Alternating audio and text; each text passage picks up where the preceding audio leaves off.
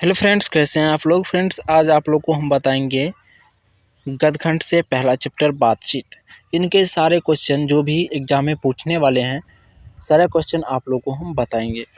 तो चलिए वीडियो को शुरू करते हैं। शुरू करने से पहले आप लोग से छोटी सी रिक्वेस्ट रहेगी, अगर आप लोग अभी तक इस चैनल को सब्सक्राइब नहीं किए हैं तो सब्सक्राइब कर लीजिए और आने वाले घंटी को भी प्रेस कर लीजिए ताकि जो भी वीडियो डाले सबसे पहले आप तक पहुँचे।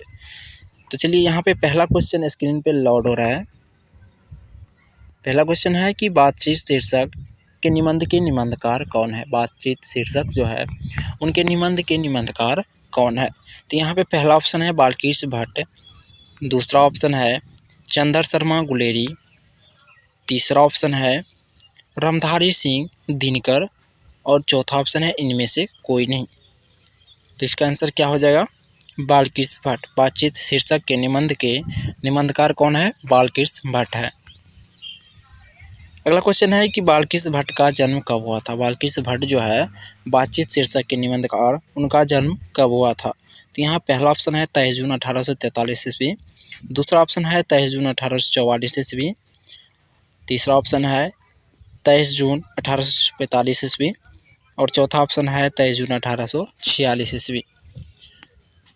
तो इनका आंसर क्या हो जाएगा? 23 जून 1844 ईस्वी। बालकृष्ण भट्ट का जन्म कब हुआ था? 23 जून 1844 ईस्वी को।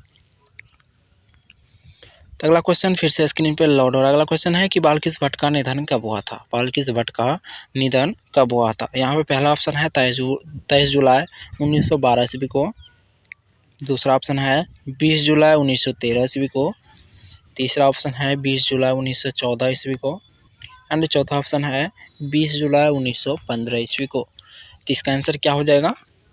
20 जुलाई 1914 ईस्वी को बालकृष्ण भट्ट का निधन कब हुआ था?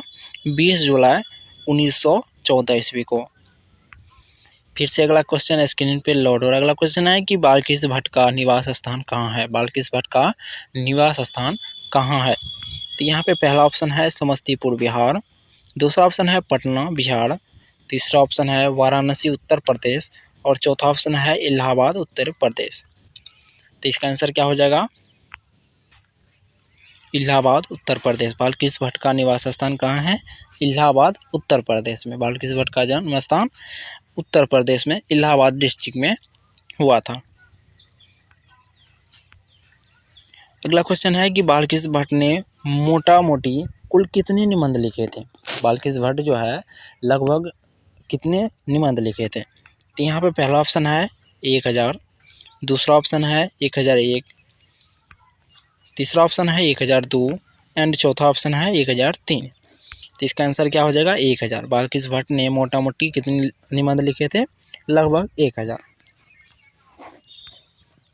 अगला क्वेश्चन है कि बालकृष्ण भट्ट के प्रहसन का नाम बताएं। बालकृष्ण भट्ट के जो है प्रहसन का नाम क्या है। तो यहाँ पे पहला ऑप्शन है आचार्य विमंडल, दूसरा ऑप्शन है जैसा काम वैसा परिणाम, तीसरा ऑप्शन है नई रोशनी का वेश एंड चौथा ऑप्शन है ये तीनों। तो इसका आंसर क्या हो जाएगा? ये तीनों।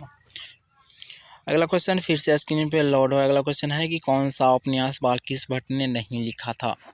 कौन सा उपन्यास ऐसा है जो बालकृष्ण भट्ट नहीं लिखा था। तो यहाँ पे पहला ऑप्शन है रहस्य कथा नूतन ब्रह्मचारी 100 अजान 100 जान, दूसरा ऑप्शन है अजात शत्रु, तीसरा ऑप्शन है गुप्तवेरी रसातल यात्रा उचित दक्षिणा, चौथा ऑप्शन है हमारी गढ़ी सद्भाव का अभाव। तो इसका आंसर क्या हो जाएगा? अजात शत्रु। कौन सा ऐसा उपन्यास है इनमें जो बालकृष्ण भट्ट ने नहीं लिखा था। तो अजात शत्रु बालकृष्ण भट्ट नहीं लिखा था।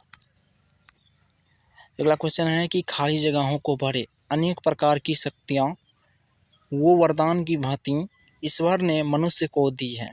इनमें डैश डैश की डैश डैश भी एक है।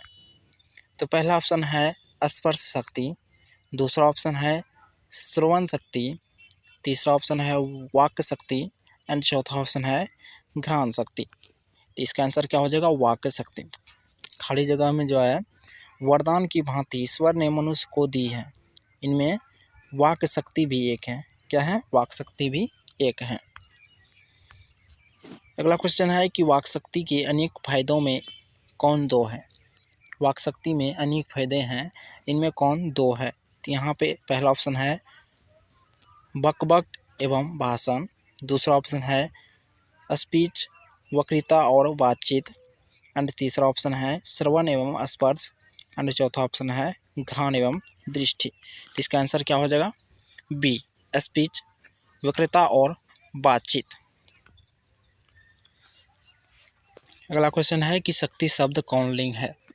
तो यहाँ पे पहला ऑप्शन है पुल्लिंग, दूसरा ऑप्शन है स्त्रीलिंग, एंड तीसरा ऑप्शन है उभयलिंग, चौथा ऑप्शन है ये सभी। इसका आंसर क्या हो जाएगा? स्त्रीलिंग। शक्ति शब्द कौन लिंग है? स्त्रीलिंग है। शक्ति शब्द स्त्रीलिंग है।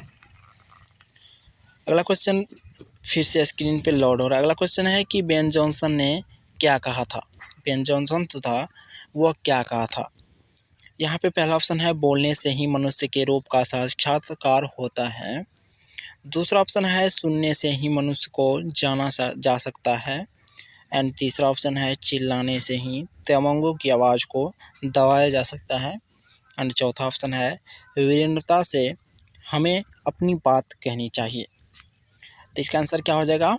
बेन जॉनसन ने क्या कहा था? बोलने से ही मनुष्य के रूप का साक्षात्कार होता है।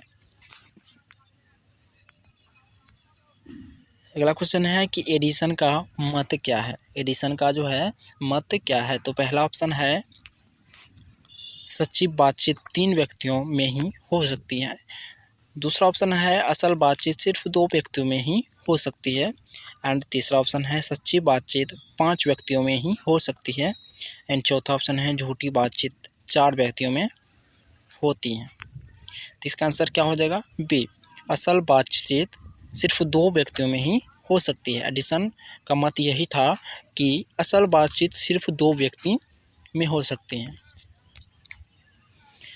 अगला क्वेश्चन है कि शेक्सपियर शब्द संज्ञा के किस भेद के अंतर्गत आता है? शेक्सपियर शब्द जो है वह संज्ञा के किस भेद के अंतर्गत आता है? यहाँ पे पहला ऑप्शन है जातिवाचक संज्ञा, दूसरा ऑप्शन है भाववाचक संज्ञा, तीसरा ऑप्शन है व्यक्तिवाचक संज्ञा, एंड चौथा ऑप्शन है द्रव्यवाचक संज्ञा।